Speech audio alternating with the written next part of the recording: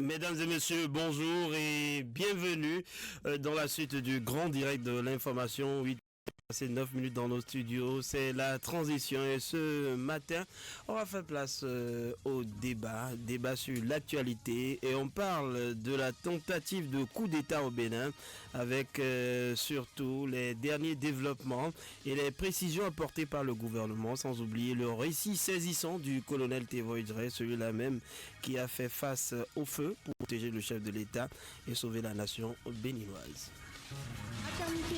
Le grand direct. Le grand direct de l'information. Ce matin, je suis avec Raoul Steve Gounoukan. Bonjour. Bonjour René Sogo. Également à la rédaction, Epiphane Tchabi, bonjour. Bonjour René Sogo. Alors, on en sait un peu plus sur ce qui a secoué le Bénin depuis le dimanche dernier, cette mutinerie du 7 décembre. Le gouvernement a détaillé les faits et a annoncé des enquêtes approfondies. C'était face à la presse internationale et nationale. Et ce mercredi 10 décembre, que le porte-parole du gouvernement, Wilfried Yangwedi, a apporté de nouveaux éclairages sur la mutinerie survenue 3 jours plus tôt. Et depuis la salle Fleuve Jaune du ministère des Affaires étrangères, il a livré un exposé complet sur le déroulement de l'opération, la réaction des forces loyalistes, les pertes enregistrées et les enquêtes en cours. Non seulement cela, quelques heures plus tard, il y a eu cet entretien exclusif accordé à nos confrères de RFI par le colonel Dieudonné Dimon Tévoïdré, qui est le commandant de la garde républicaine du Bénin et qui est revenu également en détail sur la violente attaque menée cette nuit-là contre la résidence du président Patrice Talon à Cotonou. Et pour la première fois, l'officier a raconté la chronologie d'événements, la riposte menée et intervention de partenaires internationaux. Et parlant toujours donc de ce coup de fil d'ailleurs, nous allons vous proposer de suivre le colonel Dieudonné Tévoïdré Dante. Il a témoigné au micro de Christophe Boisbouvier de Radio France Internationale. Le commandant de la garde républicaine révèle que le président Patrice Talon et son épouse étaient par exemple bien là à leur domicile au moment des affrontements. Un farouche combat qui aura duré 45 minutes. Fait donc un mort et un blessé grave chez les militaires loyalistes. Colonel Dieudonné Tévoïdré, commandant de la garde républicaine. Nous allons bien sûr le retrouver dans un instant, si tout va bien. Comme je le disais, bien évidemment, il a rappelé que selon, bien sûr, ce dernier, il a rappelé que tout a débuté à 2h10 lorsque deux hauts gradés, le général Bertin Bada et le général Abou Issa, alertent successivement qu'ils sont pris d'assaut à leur domicile par des hommes et cagoulé. Et justement, il a déclaré ceci: j'ai compris immédiatement qu'il ne s'agissait pas d'actes isolés. Rapidement, la garde républicaine est mise en alerte maximale. Il nous raconte.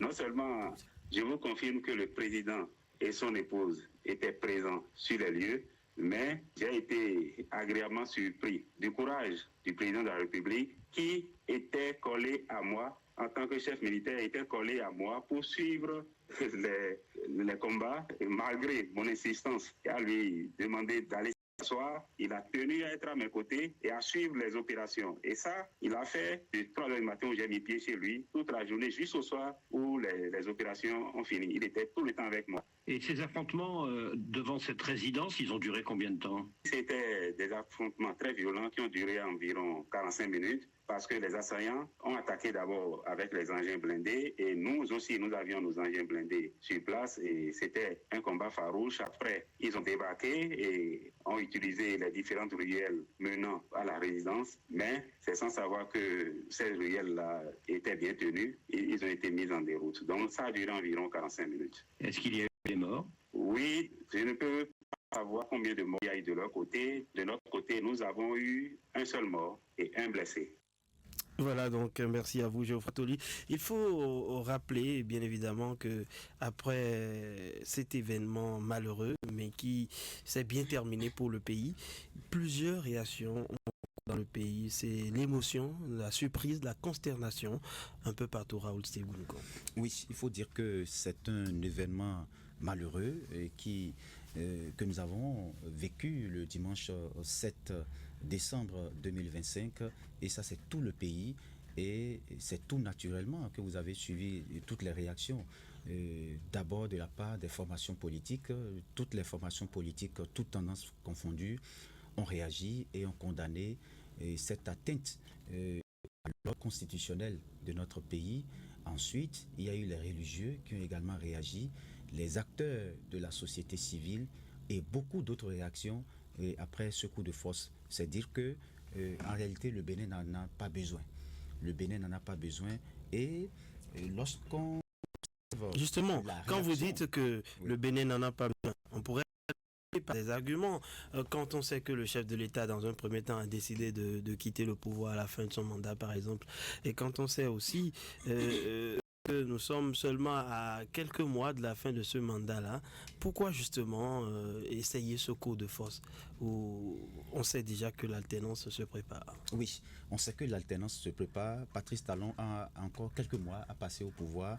Et le temps donc de passer le pouvoir à un autre, et celui qui sera élu. Et il a dit, et vous savez, dans notre pays, ce qui est bien, c'est que nous avons la chance d'avoir un pays dans lequel il y a une alternance pacifique. Et ça, c'est depuis 1990. Ça n'a pas changé jusque-là. On a vu en 2016 le président Boni Yayi Pati passer le témoin au président Patrice Talon, qui est en train de finir son deuxième mandat constitutionnel. Et donc ça suppose qu'il y a une alternance pacifique. Nous sommes dans un pays démocratique et il faut saluer l'engagement de l'armée. L'armée qui a décidé de rester dans les casernes. Et ça, c'est une fois encore la preuve manifeste que cet engagement pris par l'armée depuis 90, parce que ça, il faut le rappeler, c'est de la conférence nationale que l'armée a décidé d'aller dans les casernes. Et donc, depuis ce temps jusqu'à aujourd'hui, on n'a plus jamais enregistré un coup de force de cette nature dans notre pays. Et ce n'est pas en 2025 que ça va se passer, dans un contexte où le chef de l'État a pris l'engagement de quitter le pouvoir. Il est élu démocratiquement et son mandat doit s'achever et il va passer le témoin. On n'a pas besoin donc de ce coup de force. D'accord. Et puis Fanthiabi, juste là, personne n'a vraiment encouragé ce coup d'État. Tout le monde condamne l'acte et nous avons même vu des exilés politiques qui sont défendus par ces putschistes, même les AME qui sont défendus dans leur message par ces putschistes, qui ont été tous en tout cas au devant de la scène pour dire non, nous n'en avons pas besoin. Ah oui, c'est ce qui démontre aujourd'hui la maturité du peuple béninois. Et vous avez vu, au-delà même de tous ces différents soutiens qui ont été apportés au régime en place, je crois qu'aux premières heures de cette tentative-là, vous avez lu quelques commentaires sur les réseaux sociaux. Des gens ont dit jamais tu ne passeras pas dans ce pays, même s'ils arrivaient à si on va le faire impossible. Ça prouve véritablement le peuple béninois aujourd'hui a quand même une certaine maturité. Et donc, c'est pour dire que tous ces soutiens-là qui ont commencé donc par fuser juste après donc cette tentative manquée, je me suis dit quand même le peuple béninois n'avait pas besoin, et Raoul le disait tout à l'heure, on n'a pas besoin de coup d'État dans notre pays. Patrice Talon va partir en juste que moi, plus il ne sera plus au pouvoir. Donc, on n'a pas besoin donc d'un coup de force. On a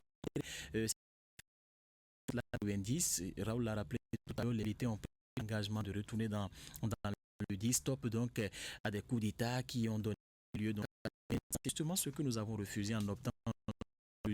Nous sommes dans une démocratie, je ne crois pas qu'on ait changé de régime. Et tout ce qui se fait actuellement dans notre pays, je crois qu'on suit les règles démocratiques. Il y a une alternance qui se fait, il y a des élections qui seront organisées bientôt.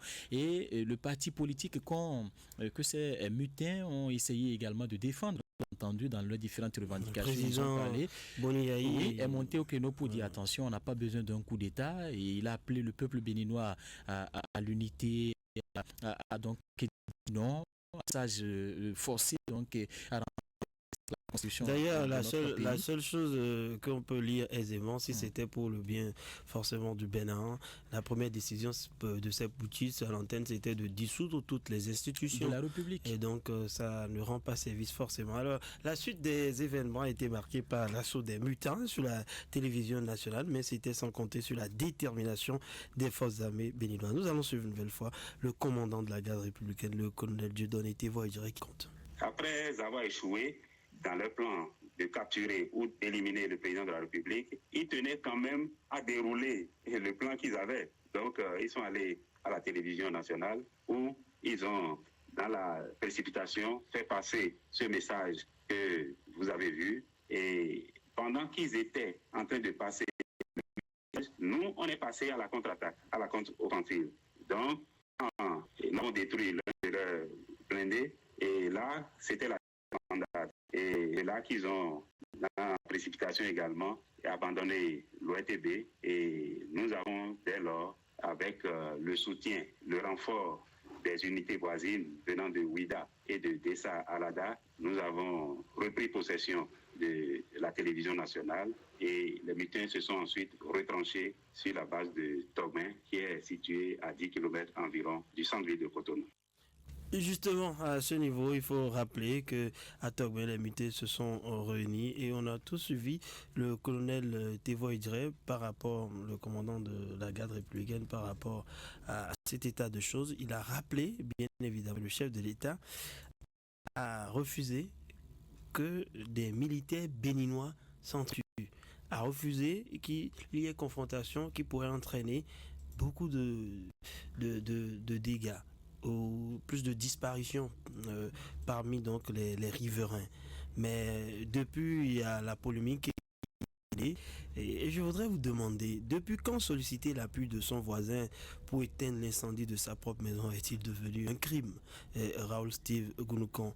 Alors, par exemple, depuis la tentative de putsch déjouée au Bénin, nous avons observé cette vague de critiques visant la coopération de l'aviation nigériane ainsi que l'appui logistique et informel de la France selon ces derniers et pour déloger les mutins qui étaient retranchés à la base de Togben. Alors, qu'il faut-il le rappeler en pleine agglomération? Est-ce qu'il faut faire le choix ou allait-on un affrontement direct entre forces loyalistes et putschistes pour la population que cela implique, comme le chef de l'État l'a interdit, des soldats d'un même pays opposés, je vais dire inutilement, ou un Bénin qui bascule entre les mains des putschistes? Est-ce qu'il ne faut pas prendre les bonnes décisions? La coopération internationale a contribué à dangereuse. Honnêtement, il est difficile de comprendre ce que certains reprochent à cette coopération qui a aidé à préserver l'ordre constitutionnel et à protéger des vies. Qu'en pensez-vous? Je pense qu'on dit lorsque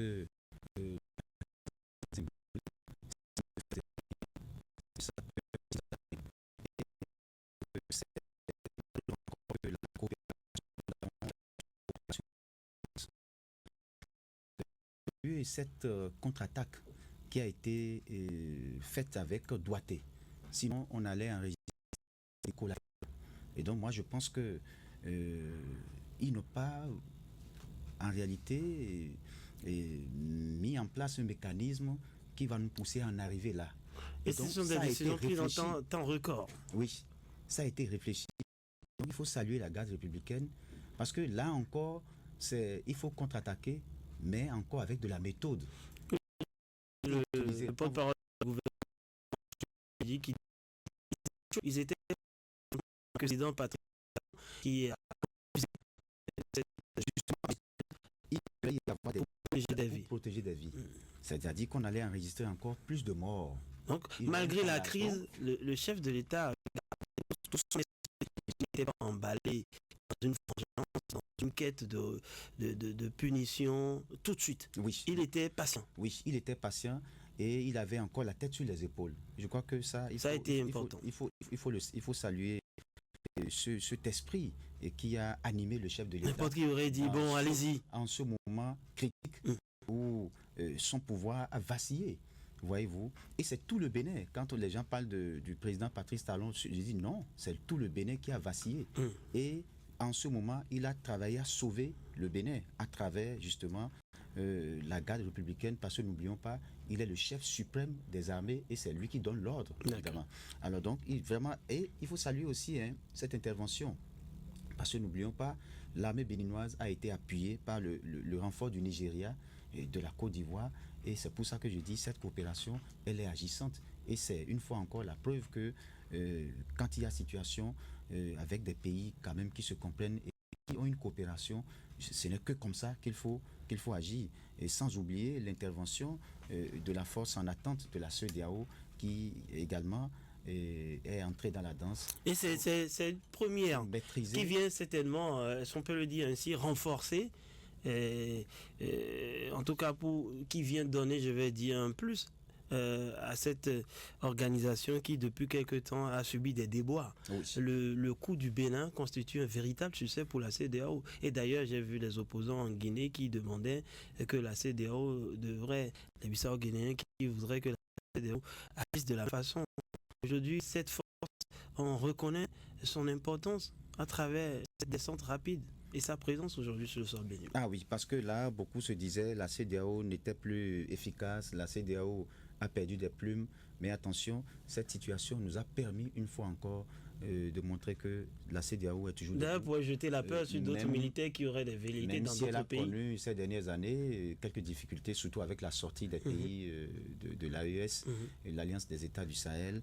Mais en dépit de ces soubresauts, la CEDEAO tient toujours. Après cette réaction de la CEDEAO, si d'autres militaires avaient cette intention dans d'autres pays où la démocratie est en cours, je crois qu'ils devraient réfléchir par deux fois. Ah oui, ils devraient réfléchir, tirer leçon, parce que là, attention, nous avons une CEDEAO qui passe à l'action. Qui passe à l'action et qui est désormais prête à accompagner ces pays. C'est ce qu'on attend de cette organisation. Mais elle agissait seulement des sanctions économiques, des sanctions qui peuvent peser sur les pays, mais comme on ne les voit pas directement, on pense que la CEDEAO ne bouge pas. Mais là, il y a une réaction prompte. Alors, Epiphane Tchabi, face à cette situation, à mettre sur le rôle décisif de la garde républicaine, qui, dans un premier temps, d'abord, s'est battue pour le bon côté et ne s'est pas laissé faire en attendant l'appui des voisins. Oui, vous savez que c'est une force récemment créée par le chef de l'État lui-même. C'est parce qu'il a reconnu l'urgence de créer donc une force qui puisse de façon spéciale s'occuper de tout ce qui se passe à l'interne. Et aujourd'hui, je crois qu'on devrait, à travers la création de cette force-là, qui a quand même montré, je dirais, son patriotisme dans un premier temps, qui s'est battu véritablement. Vous savez, on parle d'un seul mort dans le rang en tout cas des militaires loyalistes. Ça veut dire qu'ils sont, je dirais, très bien équipés. Ils ont su bien formés, ils ont su repousser la riposte face à des gens qui étaient en furie et qui voulaient en découdre avec toutes les autorités de notre pays. Donc, je crois quand même que cette armée-là est à féliciter aujourd'hui. Il faut reconnaître ce mérite-là à l'armée béninoise. Vous avez vu, même au front, c'est toujours cette garde nationale-là qui aujourd'hui arrive à nous sécuriser. Et c'est grâce à elle que nous n'avons pas connu trop d'incursions. Vous savez de quoi je parle déjà. Donc cette armée est venue une fois encore démontrer à travers ces événements-là qu'on peut compter sur elle et qu'il y a toujours donc ce patriotisme-là qui caractérise notre armée. C'est vrai que elle a été quelque peu secouée et dans le feu de l'action et malgré l'urgence, elle a su montrer qu'elle reste donc une armée républicaine, une armée qui peut faire le travail. Et c'est justement cela. Je voudrais... Oui, parce qu'avant ça, le colonel Thévodja a confirmé qu'un avion de combat nigérien a effectué plusieurs passages pour sécuriser la zone. Oui. Et un avion français de reconnaissance a fourni des renseignements clés. Des forces spéciales françaises arrivées d'Abidjan en soirée ont participé au ratissage final de la base de Togben. Et ils ont été surtout amenés à rappeler que face aux critiques formulées par les mutins sur la gestion du front au nord contre le terrorisme, le commandant a rejeté surtout ces arguments qu'il a qualifiés de fallacieux. Il rappelle que les investissements massifs réalisés ces dernières années et les nouveaux mécanismes d'accompagnement pour les familles de soldats tombés restent efficaces. Il a insisté sur l'unité de l'armée. Quelles que soient les divergences dans le pays, l'armée reste une et indivisible. C'est juste un message assez clair. Oui, le message est assez clair. Si ces mutins-là aujourd'hui se plaignent de ce que l'armée est délaissée, l'armée n'est pas prise en compte, la question que je me pose, c'est les équipements utilisés pour ce coup de force raté. C'est pour l'armée, c'est pour le pays. Mais c'est le Bénin qui a consenti des investissements pour acheter tout ça. Ils ont obligé aussi à les détruire. Mais ils accusent le Bénin de ne pas avoir. Mais vous équipement contre votre pays, je crois que quelque part il y a donc deux poids, deux mesures. Voilà, deux poids, deux mesures. Et tel que le colonel Ces arguments-là n'ont rien à voir avec la réalité. Peut-être qu'on a voulu... Même si vous avez raison, ce ne serait pas le coup de force, l'ascension. Le militaire ne tranche plus dans la vie politique dans notre pays. Raoul l'a rappelé, depuis 1990, ils se sont retranchés et on dit qu'ils restent donc dans leur caserne. Et les différents politiques ne se règlent que dans les urnes et ne se règlent qu'entre des hommes politiques. Ils peuvent peut-être appeler, au niveau des institutions, ils peuvent juste appeler à la préservation de la paix et c'est juste leur responsabilité. Aucun militaire aujourd'hui ne devrait monter sur la scène publique et dire bon, c'est terminé, on a renversé tel régime parce que si, parce que ça, et surtout que ces arguments qui ont été avancés, je crois, ne pèsent même pas, et c'est des arguments qui ont été tous rejetés, même quand vous rencontrez quelqu'un que vous lui posez des questions sur les revendications des mutins, on vous dira non mais c'est pas aussi lourd pour qu'on puisse vouloir renverser un gouvernement. Et donc moi je crois quand même que parlant de la CEDEAO qui a aidé donc le Bénin à déjouer ce coup, c'est une intervention qu'il convient de saluer. Nous sommes membres de cette organisation-là à part entière et vous savez que quand la situation s'était également produite au Niger, nous avons été donc aux côtés du peuple nigérien, nous avons été aux côtés donc du Nigeria, de la Côte d'Ivoire qui voulait tenter une intervention. Et cette intervention-là qui s'est produite au Bénin vient dissuader toute autre velléité. Je crois qu'un militaire ou des militaires qui auraient des idées d'un coup d'État, pas seulement au Bénin, mais dans les autres pays de la CEDEAO, se poseraient la question de savoir s'ils peuvent véritablement tenir quand cette force en attente-là de la CEDEAO va se déployer. Et vous avez vu le Nigeria tout de suite au lendemain du coup d'État dans la soirée. Sierra Leone, on fait venir le militaire. Le plan, on ne sait pas devenir les jours qui vont suivre ce coup d'État là. Et aujourd'hui, je crois quand même que Cotonou et les autres localités de notre pays vaquent librement leurs occupations. Ça, je tiens à saluer principalement donc la CEDEAO. Ça prouve donc le rôle important que le Bénin joue également au sein de cette institution. Vous avez vu, il était très actif. On a été très actifs. Toujours, à chaque fois qu'il y avait donc des prises de pouvoir, condamnés avec toute fermeté. Et donc, je ne dis pas une récompense, mais c'est à juste titre donc qu'il fallait appuyer le Bénin pour montrer à d'autres qui avaient l'intention de pouvoir de renverser ce pays qu'ils ne peuvent pas le faire et que toutes personnes, parce que vous avez entendu certaines personnes qui sont hors de notre pays ou en tout cas des gens qui communiquent pour les États de l'Afrique, l'AUS, l'Alliance des États du Sahel, qui disaient que ce n'était qu'un premier, qu'il y allait avoir d'autres. Je crois que personne n'aurait à l'idée. Le colonel et le commandant, il a répondu. Oui, je crois que personne n'aurait à l'idée aujourd'hui de le faire avec des forces en attente, avec des frappes chirurgicales qui ont été faites. Mais vous voulez faire un coup d'État ou un coup d'État dans un pays qu'on a fini par sécuriser complètement. Si vous le faites, je crois que vous offrez vous-même à la force en attente. Malgré la cavale du chef des butants, le commandant de la garde républicaine a assuré que la situation est sous contrôle. Oui. Il déclarait « Nous ne sommes pas inquiets. Si demain il devrait recommencer, nous ferions face. » Alors, c'est ce qu'il a dit. Mais on ne va pas souhaiter l'escalade. On va souhaiter que la paix règne.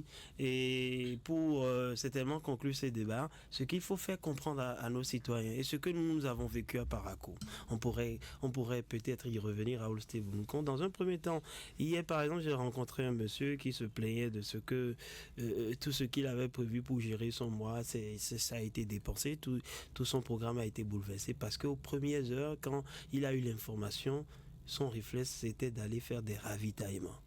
Il avait peur, il a chargé son téléphone, il était devenu inquiet, il a tout fermé, il ne voulait plus que sa famille sorte. Il se disait qu'est-ce qui va arriver au pays. Donc ceux-là qui n'ont pas compris l'intérêt de la chose, un coup d'État, ça peut plonger le pays dans le chaos. On n'aura peut-être pas l'énergie, de l'eau, on ne pourra pas envoyer les enfants à l'école, les salaires des fonctionnaires pourraient être bloqués, le pays va tourner au ralenti, de nouvelles mesures qui vont nous restreindre complètement la liberté, comme on pense qu'on ne parle pas aujourd'hui, ça va devenir pire. Regardez ce qui se passe dans les autres pays où on envoie des civils au front parce qu'ils ont parlé, parce qu'ils ont dénoncé tout petit peu. Je crois que ça ne se passe pas comme ça dans notre pays et nous devons protéger cette paix.